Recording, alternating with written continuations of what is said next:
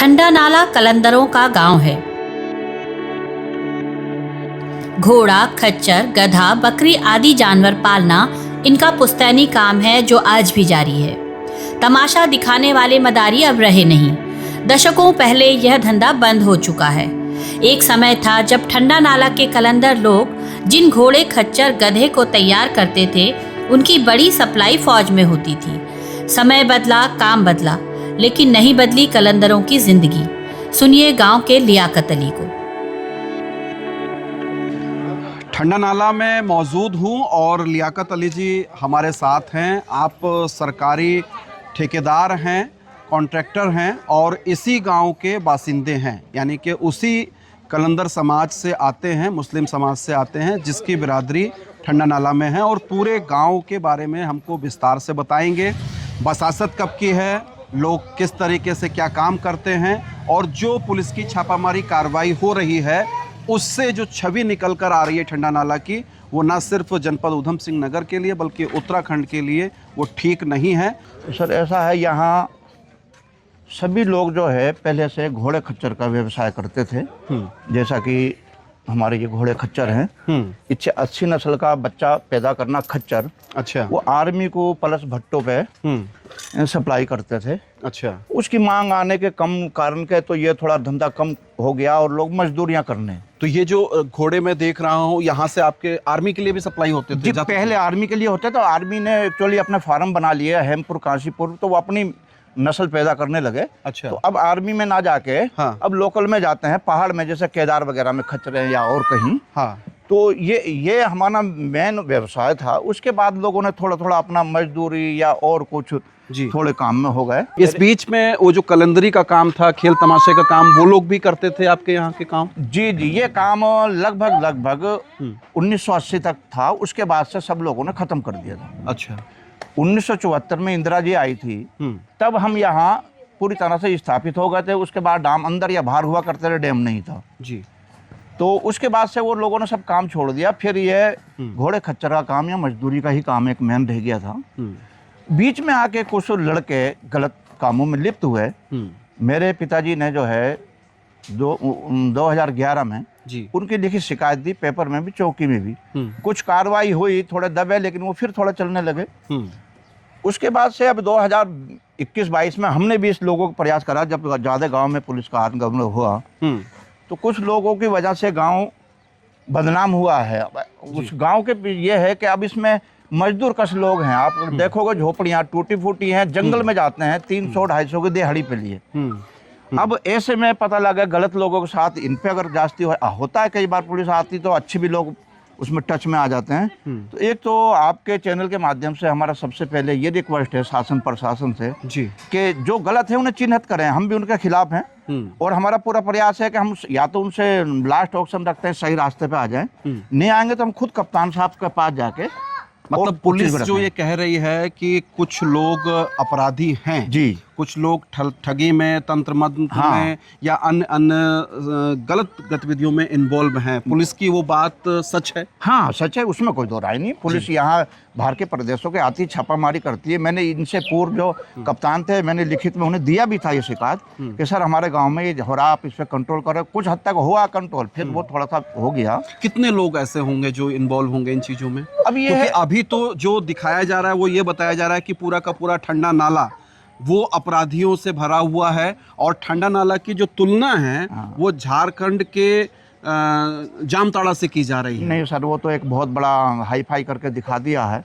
ऐसा नहीं है, बल्कि ऐसा है कि हाँ कुछ लड़के हैं यहाँ गलत जी, उन पे बीच बीच में प्रतिबंध लगाते भी रहे, डराते भी रहे, लेकिन हाँ वो कुछ कामों में फिर जो है रहे, तो उसकी वजह से बार बार पुलिस आई तो वो पुलिस के चक्कर में लोगों ने जो है पूरे गांव को ही उस तरह का दिखा दिया, जबकि इसमें कोई सत्य नहीं है। जो अभी पुलिस आई थी उसका क्या रुख था? क्योंकि मुझे लोगों ने बताया कि पुलिस ने आकर बदतमीजी की, मारा पिटाई भी की है। अभी हफ्ता 10 दिन पहले ही पुलिस आई थी गाँव में। जी जी, पुलिस आई थी। पुलिस ने कुछ लेडीज़ों से हुई है मारपीट, लेकिन वो हुई इसी बात पे है, थोड़ा उनका कोई आदमी पकड़ा तो छीना झपटी हुई तो उन्होंने थोड़ा मारा जी। उसमें हरियाणा की कोई पुलिस थी, उनके कोई मुलजिम थे, उस चक्कर से वो कप्तान से मिला, कप्तान साहब ने यहाँ पुलिस भेजी थी। तो उसमें तो कितने लोगों को लेके गई पुलिस और फिर कितनों को बाद में हाँ, छोड़ दिया? वो यहाँ से 8 लोग ले गए थे। 8 लोग बाद जाने के बाद कप्तान साहब ने जो सही 6 लोग थे उन्हें वापस कर दिया। अच्छा। और 2 लोग जो 2 ही लोग हाँ, मतलब जो उसमें गलत संलिप्त थे, पाए गए। हाँ वो गलत था, वो अच्छा हुआ, हमने भी महसूस किया। अब देखिए यही होता है ना हाँ। कि 2 लोग गलत थे लेकिन 8 लोग अरेस्ट होते हैं और 6 जो निर्दोष हैं वो बेचारे बेमतलब में उत्पीड़न का शिकार होते हैं। ये उत्पीड़न हमारा हो रहा है साहब। हम भी उसी चीज़ की एक रिक्वेस्ट करते हैं कि ऐसा नहीं हो, जो गलत है गलत के साथ गलत हो जाए, लेकिन उसके आड़ में जो है अच्छे के साथ गलत नहीं हो। क्या घोड़ों की कोई जानकारी आप मुझे दे सकते हैं? जी जैसे जी, ये दिख रहा है, जरा दिखाइए कश्मीर। ये फ्रांस की नस्ल हुई। अच्छा। पहले क्या बोलते हैं इसको? ये डंकी, वैसे तो डंकी है, बाकी ये गधा। अच्छा। डंकी छोटा होता था, ये बड़ा हो गया। इसका कहाँ ज्यादातर यूज होता है? इसका जो है सिर्फ एक चीज है कि इसे घोड़ी से जब क्रॉस कराएंगे तो खच्चर पैदा होगा। ओके। तो खच्चर एक अपने में जो है बहुत थोड़ा शक्तिशाली होता है। घोड़े माल ढोने के लिए, माल खींचने के लिए। हाँ। अच्छी नस्ल का होगा तो उसे अच्छे दाम मिल जाते हैं। तो ये अब आप लोग कहाँ बेचते हैं फिर इसको? ये सर इसकी एक मंडियाँ लगती हैं। हाँ। जैसे मंडी में ही जाते हैं। हाँ, गढ़गंगा का एक मेला लगता है। जी जी। इधर गढ़गंगा इतना दूर जाते हैं? जी जी, एक बाराबंकी जाते हैं, बाराबंकी उससे दूर है। हाँ, बाराबंकी। तो वहाँ एक मेला लगता है इनका, तरह तरह के माल वहाँ आते हैं, वहाँ फिर व्यापारी खरीदते हैं। एक उधर बोर बांध है, उसकी जो है न्यू 1962 में पड़ी थी जी। तभी के हम यहाँ हैं। और हमारे पापा और हमारे चाचा लोग घोड़ों से मिट्टी डालते थे इस पे। ये भी हमारा एक रोजगार था। ठीक है। उसके बाद ये बांध जब बनने लगा जी, तो यहाँ भी हुआ। मतलब ये जो मिट्टी पड़ी है बांध पे ऊपर, अगर हमारा कैमरा दिखा पा रहा है, हाँ, तो ये आपके पूर्वजों ने ही मिट्टी डाली है? हमारे पूर्वजों ने मिट्टी डाली है। इसमें अन्य लोगों, बहुत बाहर के लोग आए थे घोड़े गधे लेके। हाँ, वो लोग चले गए, फिर हम लोग यहीं रह गए। ये कहा जाता है कि आपकी बिरादरी पूरी एक खाना बदोश जिंदगी जीती रही। जी हाँ, ये उसका एक क्या इतिहास है? ये ऐसा था साहब, ये जिस तरह से आज बन गुजर हुए जंगल में, उनका एक ही काम है कि जंगल में अपना खत्ता यहाँ से उठाया वहाँ जानवर चराने। पहले खाना बदोश ही था, भाई यहाँ से जानवर वहाँ चरा लिए, वहाँ चरा लिए। लेकिन 1974 से हम यहाँ काबिज हो गए। जब इंदिरा गांधी आई, फिर ये हुआ कि भाई अब यहाँ बस जाओ, तो 1974 से हम यहीं बसे हैं। तो यहाँ पर आप लोगों को बसाया गया है या आप लोग ऐसे ही बस गए? नहीं, कोई जमीनों के पट्टे, कागज कुछ ऐसा तैयार हुआ है? हाँ सर, पट्टों का ये रहा कि फिर 1974 में सिंचाई विभाग ने ये 364 हेक्टेयर जमीन को जो है लिख दिया। मुख्यमंत्री तिवारी जी थे लखनऊ कि ये जमीन हमसे फालतू है, राजस्व को दे दी जाए। ये जमीन सिंचाई, फॉरेस्ट सिंचाई विभाग ने ले ली थी। हाँ। इसने यहाँ से मट्टी उठा के डाम बनाया, ये मट्टी गड्ढा हो गया, गड्ढे उन्होंने वापस कर दिए रेगनों को। वो उस पर कार्रवाई चलती रही, कमिश्नर नैनीताल से लेके और पीलीभीत तक, क्योंकि उधर बेगुल और धोड़ाराम जो है वहाँ भी ये स्थिति थी। वो 364 हेक्टेयर जमीन यहाँ जो थी, उसके 3-3 एकड़ के पट्टों की कार्रवाई चलती रही, लेकिन वो पूर्ण रूप से हो नहीं पाई।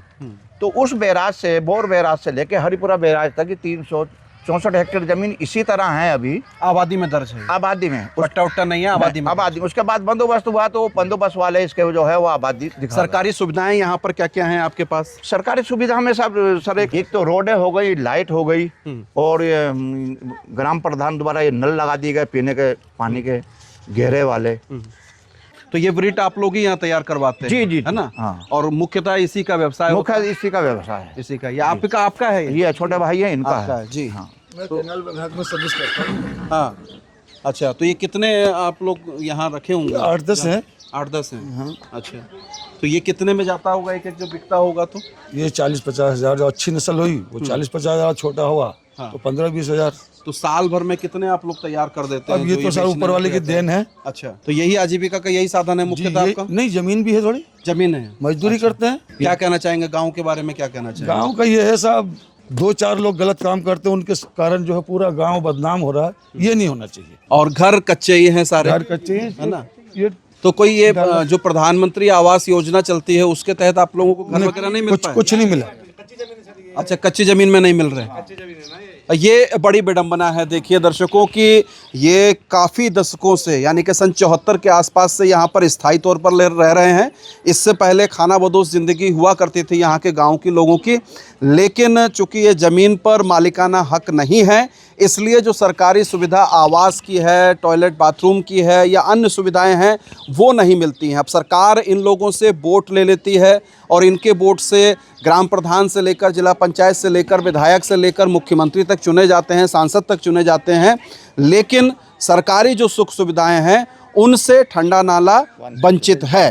तो सरकार को ये भी सोचना होगा कि यहाँ के लोग अगर आपराधिक पृष्ठभूमि की ओर बढ़ रहे हैं तो वो क्यों बढ़ रहे हैं, या अपराध की दुनिया में जा रहे हैं तो क्यों जा रहे हैं। कुछ तो मजबूरियां रही होंगी और सरकार कितनी कोशिश कर रही है कि इनको मुख्य धारा से जोड़ा जाए। सरकार जब इनको राशन दे रही है, वोट ले रही है, तो जो अन्य मकान की टॉयलेट बाथरूम की सुविधाएं हैं वो भी जारी की जानी चाहिए।